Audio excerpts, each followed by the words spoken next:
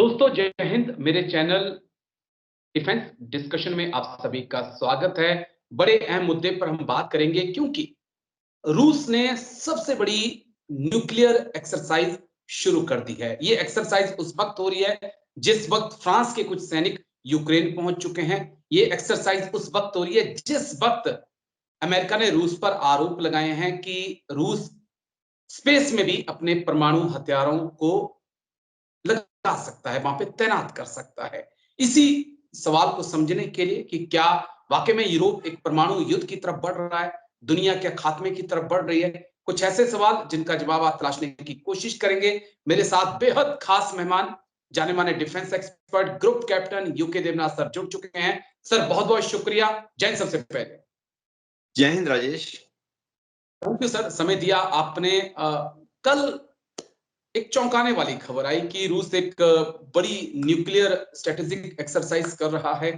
मैं उसके मायने आपसे समझना चाहूंगा। ये एक्सरसाइज उस और खास हो जाती है जब 2 साल से आप यूक्रेन जैसे एक छोटे से देश को जंग में ना हरा पाए हो। क्या है मकसद साहब? जी हाँ राजेश, व्लादिमीर पुतिन 5वीं बार देश के प्रेसिडेंट चुने गए हैं। 5 साल और रहेंगे। इसके साथ ही उन्होंने रूस पर अपनी जकड़ या पकड़ मजबूत कर ली है।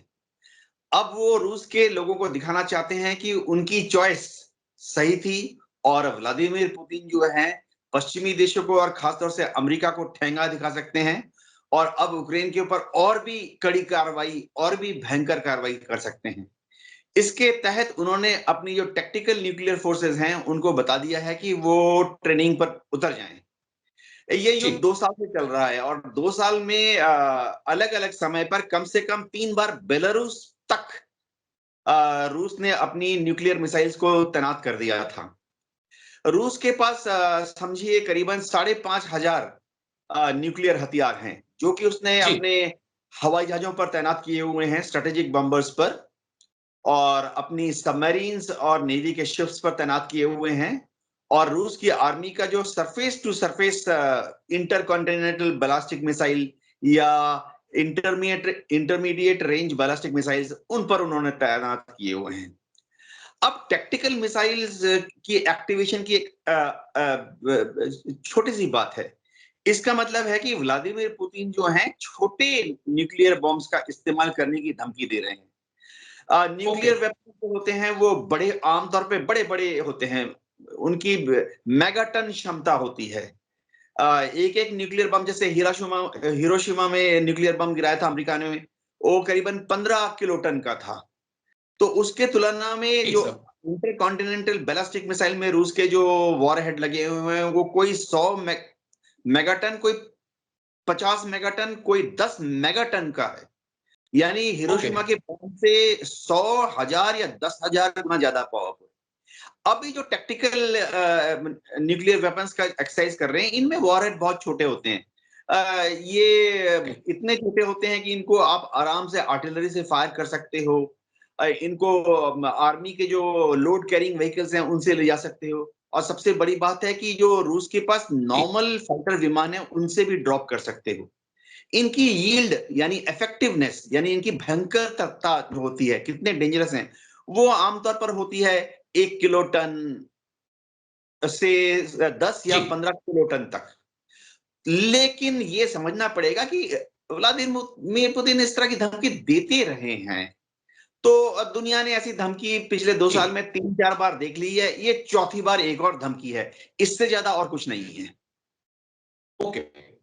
अभी लेकिन पॉइंट इसलिए हो जाता है क्योंकि फ्रांस के हाल ही में 100 के आसपास सोल्जर जो हैं वो यूक्रेन की जमीन पे पहुंच चुके हैं। खबर है कि लगभग 1500 जवान फ्रांस और भेजेगा। तो क्या एक यूरोप को मैसेज भी दिया जा रहा है, नेटो को एक मैसेज है कि आप यूक्रेन से दूर रहिए, नहीं तो अगर आप यूक्रेन की जमीन पर आएंगे तो हमारे एक न्यूक्लियर हथियार तैयार है? ये मैसेजिंग तो व्लादिमीर पुतिन पिछले 2 साल से कर रहे हैं। जब भी वो कहते हैं कि मैं न्यूक्लियर वेपन्स का इस्तेमाल करूंगा तो ऑब्वियसली एक बार न्यूक्लियर जंग छिड़ जाएगी तो वो उसको सिर्फ यूक्रेन के अंदर तक सीमित नहीं रखा जा सकता। क्योंकि एक बार रशिया ने न्यूक्लियर वेपन्स का इस्तेमाल किया तो जो काउंटर स्ट्राइक है, सेकेंड स्ट्राइक है, रिटालिएटरी स्ट्राइक, उस जवाबी जी। हमला हमला उसमें पश्चिमी देशों ने भी अपने न्यूक्लियर वेपन्स रशिया पर लॉन्च करने हैं। ये कहते हैं MAD, mad, mutually assured destruction, कि भाई तुम मेरे पे न्यूक्लियर बॉम्ब अगर फेंकोगे तो समझ जाओ मैं तुम्हारे ऊपर 100% वापस फेंकूंगा। तो उभय पक्ष जो हैं इस तरह से एक दूसरे को डराते रहे हैं। देखिए, जहां तक फ्रांस की 100 लोग आए हैं, ये टेक्निकल हैं, ये मानना पड़ेगा।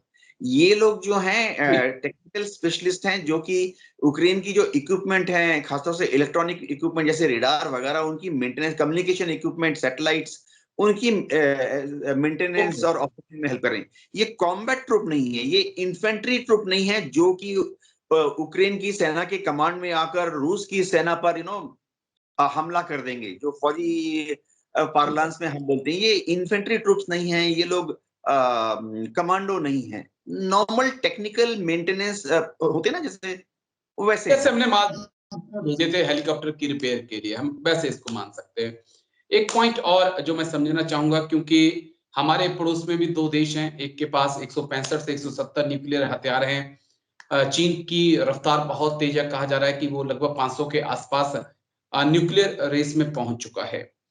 हम उस वक्त इन दोनों देशों के न्यूक्लियर हथियार को कैसे देखें, जिस वक्त अरुणाचल प्रदेश और लद्दाख को लेकर विवाद है, पीओके को लेकर विवाद है, लगातार एलओसी के ऊपर जो है आतंक उधर से इस तरफ इन्फ्लेट करने की कोशिश कर रहे हैं।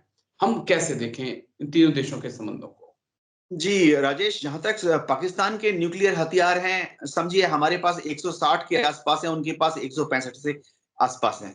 लेकिन ये समझना पड़ेगा कि उनके जो 165 है वो छोटे वाले हैं ज्यादातर। जी। उन्होंने बोला भी था किलो किलो के पाव पाव के, यानी टैक्टिकल न्यूक्लियर वेपन्स हैं। जबकि हिंदुस्तान के पास भारी न्यूक्लियर वेपन्स भी हैं। एक और चीज क्या है कि आप लॉन्च कैसे करेंगे? लॉन्च ज्यादातर इनको जमीन से जमीन पर दागने वाली मिसाइल, जैसे पृथ्वी हो गई, अग्नि हो गई, उसके साथ लॉन्च करेंगे। तो ट्रायल्स के जी। दौरान जो हमारी पृथ्वी अग्नि है, पृथ्वी है, इनकी एक्यूरेसी, निर्भय मिसाइल है, इनकी एक्यूरेसी बहुत अच्छी पाई गई है। Plus okay. Minus 5 metre, plus minus 10 metre. जबकि इंटेलिजेंस सोर्सेज ये बता रहे हैं कि पाकिस्तान की जो लॉन्च एंड डिलीवरी सिस्टम्स हैं, उनके पास जो हैं बाबर, खैबर, उन्होंने बड़े सारे टॉयज बनाए हुए हैं। उनकी एक्यूरेसी जो है, सही एक्यूरेसी, प्लस माइनस आधा किलोमीटर तक है। तो ये ओके। नंबर उतने ज्यादा मैटर नहीं करते। मैटर ये करता है कि एक्यूरेसी, जब आप जी। दुश्मन के टारगेट पर फेंकते हो, क्या वो क्या, क्योंकि एक न्यूक्लियर हथियार अगर दुश्मन के टारगेट पे जाके गिरा, भारत कर सकता है, डैमेज जी। होगा। पाकिस्तान का न्यूक्लियर हथियार अगर टारगेट से आधा किलोमीटर, 1 किलोमीटर दूर गिरा, तो कुछ खास डैमेज नहीं होगा। जहां जी। तक चीन की बात है, चीन जो है उसके पास फिलहाल सुना जाता है कि 300 से बढ़ा के 500 कर लिए। अगले 10 साल में जी। वो बोल रहा है मैं 1000 बना दूंगा। लेकिन चीन की रॉकेट फोर्सेस जो हैं और उनकी जो स्ट्रेटेजिक बॉम्बर्स हैं, S-6Bs, वो कहाँ डिप्लॉयड है हमें मालूम है। वो सारे ठीक है। डिप्लॉयड हैं पूरब में, ईस्ट चाइना सी की तरफ, साउथ चाइना सी की तरफ, ताइवान की तरफ। तो उनका क्या रुख है अमेरिका की तरफ, गुआम की तरफ, भारत की तरफ उनका रुख नहीं है।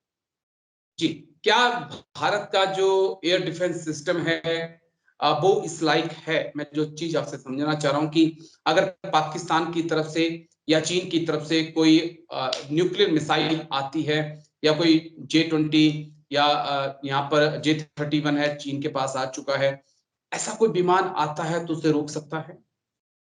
हाँ राजेश, जो हम अब S-400 डिप्लॉय कर चुके हैं, 3 स्क्वाड्रन, रेजिमेंट, 2 और जल्दी आने वाली हैं, 5 हो जाएंगी। अब एक शब्द होता है टेक्निकली, हम वायुसेना में, आर्मी एयर डिफेंस भी यूज करती है, SSKP, सिंगल शॉट किल प्रोबेबिलिटी, कि ओके। दुश्मन का अगर कोई हवाई जहाज हमारी तरफ आ रहा है और मैं अपनी एयर डिफेंस मिसाइल को लॉन्च कर रहा हूं, तो कितना प्रतिशत चांस है कि हम उसको शूट डाउन कर देंगे। अब जो S-400 है, इसकी SSKP, दुश्मन के ट्रांसपोर्ट विमान, दुश्मन के हेलीकॉप्टर, दुश्मन के यूएवी ड्रोन, दुश्मन के जो रिकनेसेंस विमान हैं, उनके खिलाफ ऑलमोस्ट 95% है।